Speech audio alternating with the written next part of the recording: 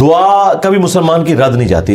مسند احمد میں حدیث ہے کہ مسلمان کی دعا کبھی بھی رد نہیں جاتی, یہ ذہن میں رکھیے گا. نبی علیہ السلام فرمایا کہ وہ 3 طرح سے قبول ہوتی ہے, یا جو کچھ مانگا وہ مل جائے گا, یا اس کے بدلے کوئی بہتر نعم البدل مل جائے گا, کوئی مصیبت بھی ٹال سکتی ہے, اور اگر یہ نہ ہوا تو وہ تمہاری دعا قیامت کے دن کے لیے سٹور کر دی جائے گی, تمہیں اجر ملے گا. لہٰذا یہ تو اپنے دماغ سے نکال دیں کہ دعا ریجیکٹ ہوتی ہے, دعا کبھی بھی ریجیکٹ نہیں ہوتی. دوسری بات, دعا کرنا آپشنل نہیں ہے, یہ مسلمان پہ فرض ہے. جو مسلمان دعا نہیں کرتا وہ اللہ کا نافرمان ہے, اللہ تعالیٰ کا باغی ہے, اللہ تعالیٰ اس سے ناراض ہوتا ہے. ادعونی استجب لکم ان الذین یستکبرون عن عبادتی, سورہ المؤمن کی آیت نمبر 60 ہے. اے میرے بندو مجھ سے مانگو, جو لوگ مجھ سے دعا کرنے میں تکبر کرتے ہیں میں انہیں ذلیل و خوار کر کے جہنم میں داخل کروں گا. دنیا کے بادشاہ تو مانگنے پر ناراض ہوتے ہیں, اور ہم اس بادشاہ کی عبادت کرتے ہیں کہ جس سے نہ مانگا جائے تو وہ ناراض ہوتا ہے. یہ ضروری ہے. جامعہ ترمذی میں حدیث ہے, نبی علیہ السلام نے فرمایا کہ جو چاہتا ہے نا کہ مشکل اور پریشانی میں اس کی دعا قبول ہو, اسے چاہیے کہ جب حالات فیوریبل ہوں اس وقت بھی اللہ کو یاد کرے. ہاں, دعا سے اپنے آپ کو بے نیاز نہیں کرنا. ٹھیک ہے. پھر دیکھیں سورہ البقرہ کی 186 آیت مشہور, وَإِذَا سَأَلَكَ عِبَادِي عَنِّي فَإِنِّي قَرِيبٌ اُجِيبُ الدَّعْوَةَ الدَّاعِ إِذَا دَعَانِ. اے نبی صلی اللہ علیہ وآلہ وسلم, جب میرے بندے آپ سے میرے بارے میں پوچھیں تو آپ فرمائیں میں تمہارے بالکل قریب ہوں, ہر پکارنے والے کی پکار کو سنتا ہوں, لیکن فَلْيَسْتَجِيبُوا لِي, ان کو بھی تو چاہیے کہ میرا حکم مانے, وَلْيُؤْمِنُوا بِي, اور مجھ پر ایمان لائیں, لَعَلَّهُمْ يَرْشُدُونَ, تاکہ یہ کامیاب ہو سکیں. تو یہ ون وے ٹریفک نہیں میرے بھائی, یہ دونوں طرف سے.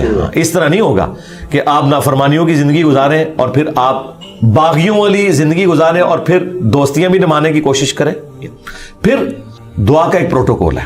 جامعہ ترمذی میں حدیث ہے, نبی علیہ السلام بیٹھے تھے, سیدنا ابوبکر سیدنا عمر بیٹھے تھے, ایک شخص آیا, اس نے نماز پڑھی اور ڈائریکٹ اللہ سے مانگنا شروع کر دیا. نبی علیہ السلام نے فرمایا سائل نے جلدی کی. پھر ایک اور شخص آیا, اس نے نماز پڑھی, اللہ کی حمد کی, پھر دروشی پڑھا, تو آپ نے فرمایا سل تعطا, مانگ تجھے دیا جائے گا, مانگ تجھے دیا جائے گا. اور دوسرے بندے کو آپ نے بلا کے کہا کہ جب دعا کرو پہلے اللہ کی حمد کرو, پھر دروشی پڑھو, پھر اللہ سے مانگو. اور نماز میں دیکھیں پہلے ہم اللہ کی حمد کرتے ہیں, التحیات للہ والصلوات والطیبات, پھر سلام عرض کرتے ہیں, اس کے بعد دروشی پڑھتے ہیں, اور اینڈ پہ دعا. یہ پروٹوکول ہے دعا کا, یہ طریقہ ہے دعا کرنے کا. آپ نے دعا اس طریقے سے اللہ کے حضور پیش کرنی ہے تو دعائیں اللہ تعالیٰ قبول فرمانے والا ہے. اور بعض اوقات انسان یہ چاہتا ہے کہ جو میں مانگ رہا ہوں نا یہی مجھے مل جائے. یہ سب سے بڑی انسان کی کمزوری ہے. میں اپنی زندگی میں کئی ایسی دعائیں جانتا ہوں جو میں آج کہتا ہوں کہ شکر ہے وہ قبول نہیں ہوئی, اور اس وقت اگر آپ مجھے پوچھتے تو میں کہتا کہ میری زندگی کی سب سے بڑی خواہش یہ ہے. میں نے خلاف کعبہ 2002 میں پکڑ کے دعا کی تھی کہ اے اللہ مجھے بریلوی مارنا, بجائے یہ کہنے کے کہ مسلمان مارنا, میں ایک فرقے کے لیے دعا کر رہا تھا. شکر ہے یا اللہ قبول نہیں کی تھی, تیری مہربانی. آندہ بھی کوئی دعا قبول نہ آئے تھے, اسی میں بہتری ہے جو قرآن میں ہے نا. جس چیز سے تم کراہت محسوس کر رہے ہوتے ہو عین ممکن ہے اس میں تمہارے لیے خیر چھپی بھی ہو. اللہ جانتا ہے, تم نہیں جانتے. بعض اوقات انسان کسی چیز میں کراہت محسوس کر رہا ہے, اس میں خیر چھپی ہوئی ہے, اور جس چیز کو محبت کی نظر سے دیکھ رہا ہے اس میں اس کے لیے شر چھپا ہوا ہے. اس کو ڈاکٹر ذاکر نائک نے بڑی مثال پیاری دی تھی کہ آپ کا امریکہ میں کوئی بزنس ہو اور آپ نے فلائٹ سے پہنچنا ہو, میٹنگ ہو آپ کی, اور وہ میٹنگ آپ اٹینڈ کریں تو آپ کو کروڑوں کا بزنس ملنے والا ہے, اور اگر رہ جائے تو آپ کا اتنا نقصان ہو جائے گا سارے بزنس مین کے لیے. آپ جیسے ہی ٹریفک کے لیٹ ہونے کی وجہ سے ایئرپورٹ پہنچے اور آپ کو پتا چلے کہ وہ جہاز اڑ گیا ہے جس میں آپ نے جانا تھا, تو آپ کہیں گے میری زندگی کی سب سے بری خبر تھی جو میں نے سنی. اور اسی گاڑی میں واپس آتے ہوئے آپ کو خبر ملے کہ وہ جہاز کریش کر گیا, تو آپ کہیں گے وہ میری زندگی کی سب سے بہترین خبر تھی جو میں نے اس وقت سنی تھی, شکر ہے میں نہیں بیٹھا اس میں. ایک ہی خبر تھوڑی دیر پہلے زندگی کی بدترین خبر تھی, اور اگلے لمحے وہ سب سے اچھی. اچھا, اس چیز کو اللہ نے قرآن میں حضرت موسیٰ اور خضر کے واقعے میں سمجھایا ہے, جس میں وہ ایک بچے کی گردن مروڑ دیتے ہیں. وہ یہ نہیں ہے کہ یہاں کو پیر بچوں کی گردنیں مروڑیں گے, وہ فرشتہ تھا, وہ حضرت اسرائیل والا کام کر رہا تھا, اس کو اللہ تعالیٰ نے اتنی عمر بچے کو دینی تھی. لیکن اس کے جواب میں انہوں نے کیا کہا کہ تمہارے رب نے ارادہ کیا کہ اس سے بہتر اولاد انہیں دے, کیونکہ اس اولاد نے ذلیل کروانا تھا ماں باپ کو. تو مسئلہ تقدیر سمجھایا گیا نا کہ اگر کوئی تکلیف پہنچتی ہے تو آپ کو نہیں پتا. اور واسف علی واسف صاحب کہتے ہیں میں ایک دفعہ داتا دربار بیٹھا ہوا تھا, ایک بندہ دعا کر رہا تھا یا اللہ جو 25 سال پہلے میں نے دعا مانگی تھی وہ واپس لے لے, یہی وہ ریپیٹ کر رہا تھا. تو میں نے اسے بعد میں پوچھا کہ یہ آپ کیا بات کر رہے ہیں, تو کہنے لگا میں نے, میری بیٹیاں ہی تھیں, ساری اچھی نکلی ہیں, لیکن میری تسلی نہیں ہوتی تھی. 25 سال پہلے میں نے ایک بیٹا مانگا رو رو کے, کتنی منتوں سے مرادوں سے, اور وہ چرس اور ہیروئن کے نشے میں پڑ گیا, تو گھر کا سارا سامان اس نے بیچ دیا. تو بڑا بہتر کیا تھا اللہ نے جو مجھے بیٹا نہیں دیا ہوا تھا, تو یا اللہ وہ دعا واپس لے لے. ٹھیک ہے, اس لیے آپ نے اپنے معاملات کو ذرا دیکھ کے بھی چلنا ہوتا ہے, لیکن دعا ضرور مانگیں. اللہ تعالیٰ کے بارے میں پیسیمسٹک نہ ہو, آپٹیمسٹک. نبی الاسلام کی حدیث ہے بخاری مسلم میں کہ کبھی یوں بھی دعا نہیں کرنی کہ اگر یا اللہ تو چاہے, اگر مگر نہیں, پورے پیشن سے مانگیں, صحیح دعا مانگیں. اور مسلم شریف میں حدیث ہے نبی الاسلام کے ایک صحابی اتنے بیمار ہوئے کہ وہ ہڈیوں کا پنجر بن گئے. نبی الاسلام ان کی عادت کرنے گئے. آپ نے کہا کہ تو اللہ سے کیا مانگتا ہے یہ جو تیری حالت ہوئی ہوئی ہے؟ تو نے کہا یا رسول اللہ میں اللہ سے ایک ہی دعا مانگتا ہوں کہ اے اللہ جو تو نے مجھے آخرت میں عذاب دینا ہے نا, دنیا میں دے لے.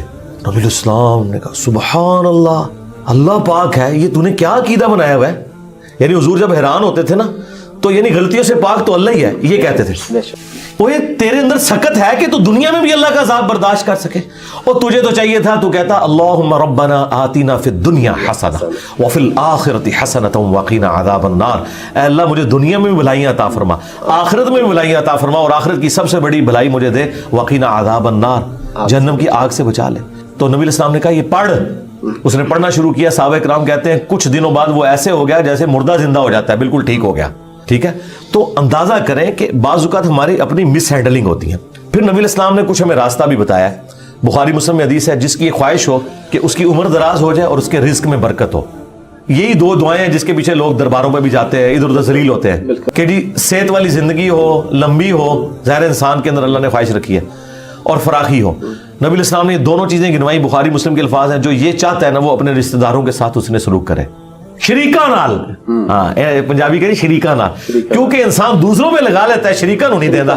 جدھر یعنی آپ کے وہ کامن انٹرسٹ ہوتے ہیں نا, وہ شریک ہوتے ہیں نا وہ. اس لیے آپ دیکھیں یہ سارے تعویذ دھاگے بھی شریک کرواتے ہیں. کبھی کسی محلے دار نے کسی پہ تعویذ نہیں کرایا, وہ آپ کی شریک ہی کروا رہے ہوتے ہیں. جہاں جیلسی فیکٹر تھا وہیں خرچ کرنے کے اوپر اللہ تعالیٰ نے اجر رکھا ہوا ہے, اور یہ آپ کے اوپر کتنی بڑی آزمائش ہے. جہاں آپ خرچ نہیں کرنا چاہتے وہاں آپ نے خرچ کرنا ہے. اب جو آپ نے وسیلہ اور توسل کی بات کی, وہ صحیح بخاری میں حدیث ہے 1010 نمبر حدیث 1010 کہ حضرت عمر فاروق رضی اللہ تعالیٰ عنہ کے دور میں جب قحط پڑ جاتا تو وہ دعا کرتے اللہم, اللہ تعالیٰ کو مخاطب کر کے کہ اے اللہ انا کنا نتوسل الیک بنبینا, پہلے ہم تیرے نبی سے دعائیں کروایا کرتے تھے, اب ان کی وفات کے بعد ان کے چچا کو لے کے آئے, ان کی دعا کی برکت سے بارش نازل فرما, اور وہ بارش نازل ہو جاتی. یہ حضرت عمر نے امت کو عقیدہ دیا ہے کہ توسل اور وسیلہ یہ نہیں ہے کہ کسی کے واسطے آپ نے ڈالنے اللہ کو, بلکہ یہ ہے کہ اس نیک بندے سے جا کے دعا کروانی ہے. بخاری مسلم میں ہے کہ بارش نہیں ہوتی تھی, صحابہ کرام نبی علیہ السلام سے دعا کرواتے تھے, دعا کی برکت سے بارش ہو جاتی تھی. اب قبر رسول پہ جا کے آپ نے نبی علیہ السلام سے کوئی نہیں مانگنا. ہاں وہ دعاؤں کی قبولیت کی جگہ ہے, وہاں کھڑے ہوں صلاۃ والسلام عرض کریں. 4 کتابوں میں موجود ہے, المصنف ابن ابی شیبہ میں, سنن کبری البیہقی میں, الموطأ امام مالک میں, فضل الصلاۃ علی النبی کے اندر کہ صحابہ کرام اور خصوصاً ابن عمر کے بارے میں کہ مسجد نبوی میں وہ آتے, پہلے سفر پہ جاتے یا واپس آتے, پہلے مسجد نبوی میں 2 نفل پڑھتے اور قبر رسول پر آ کے عرض کرتے السلام علیک یا رسول اللہ, السلام علیک یا ابا بکر, السلام علیک یا عمر. ایک روایت میں السلام علیک یا ابتا, میرے باپ آپ پر سلام ہو. تو یہ صحابہ کرام کا طریقہ تھا قبر رسول پہ حاضر ہونا, وہاں کھڑے ہو کر اللہ سے دعا مانگنی ہے. آپ نے کسی یعنی بزرگ سے یا پیغمبر سے ڈائریکٹ نہیں مانگنی, اور نہ واسطے ڈالنے. دیکھیں قرآن میں 40 کے قریب دعائیں آئی ہیں, سب ربنا کے ساتھ ہیں, کوئی وسیلے واسطے نہیں ہے اس میں. مجھے نہیں سمجھ آتی آپ وسیلے واسطے سے بھی آگے جا کے یہ ڈائریکٹ بزرگوں کو پکارتے ہیں, یا علی مدد کہتے ہیں, یا شیخ عبد القادر جیلانی مدد کہتے ہیں. ان سے پوچھو کہ اللہ کے بندو کیا مولا علی علیہ السلام نے کسی کا واسطہ ڈال کے کبھی دعا کی ہے یا اسے پکارا ہے؟ شیعہ کی جو سب سے اتھینٹک کتاب ہے نا مولا علی کے خطبات نہج البلاغہ, اس میں ایک خطبہ موجود ہے. اپنے بیٹے کو انہوں نے کچھ نصیحتیں کی ہیں. اس میں انہوں نے کہا کہ حسن یاد رکھنا تم اس کی اولاد ہو جس نے عنقریب مر کے مٹی ہو جانا ہے, بقا صرف اللہ کی ذات کو ہے. حسن جب بھی تجھے مصیبت اور پریشانی ہو صرف اسی کو پکارنا, اور اے میرے بیٹے حسن یاد رکھنا اللہ کی بارگاہ وہ ہے جس میں اس نے اپنے لیے کوئی دربان بھی مقرر نہیں کیا, تم ڈائریکٹ اللہ سے مانگو. اب مجھے بتائیں اگر یا علی مدد کا عقیدہ ہوتا تو سب سے پہلے وہ اپنے بیٹے کو سکھاتے, حسن ابن علی کو. اگر حسن ابن علی کو یا علی مدد کا عقیدہ نہیں سکھایا گیا تو باقی تو شاہی کوئی نہیں. پھر یہ سارے انہوں نے گھڑے ہوئے عقیدے. ہاں آپ یہ کہہ سکتے ہیں اے اللہ جو تجھے اپنے نبیوں سے, ان کے اہل البیت سے, ان کے صحابہ سے محبت ہے, میں اس محبت کا وسیلہ تجھے پیش کرتا ہوں کہ میرا یہ کام کر دے. یہ اللہ کی صفت کا وسیلہ ہوگا. ٹھیک ہے. وَلِلَّهِ الْأَسْمَاءُ الْحُسْنَى فَادْعُوهُ بِهَا. اللہ کا اپنے پیغمبروں سے محبت کرنا یہ اللہ کی صفت ہے, اس کا آپ وسیلہ پیش کر سکتے ہیں. ٹھیک ہے. اس طرح نیک اعمال کا وسیلہ وَاسْتَعِينُوا بِالصَّبْرِ وَالصَّلَاةِ, نماز اور صبر کے ذریعے اللہ کی مدد چاہو, بالکل آپ وسیلہ پیش کریں. وہ 3 لوگ وہ غار میں پھنس گئے تھے, بخاری مسلم میں آتا ہے, انہوں نے اپنے عمل کا وسیلہ پیش کیا. یہ آپ کریں, بالکل کریں, اس میں تو کوئی شک والی بات نہیں. لیکن یہ جو واسطے ڈالنا فلانے دا صدقہ, یہ کوئی ثابت نہیں میرے بھائی. اس طرح کی کوئی روایت اصول محدثین کے اوپر صحیح نہیں ہے جی.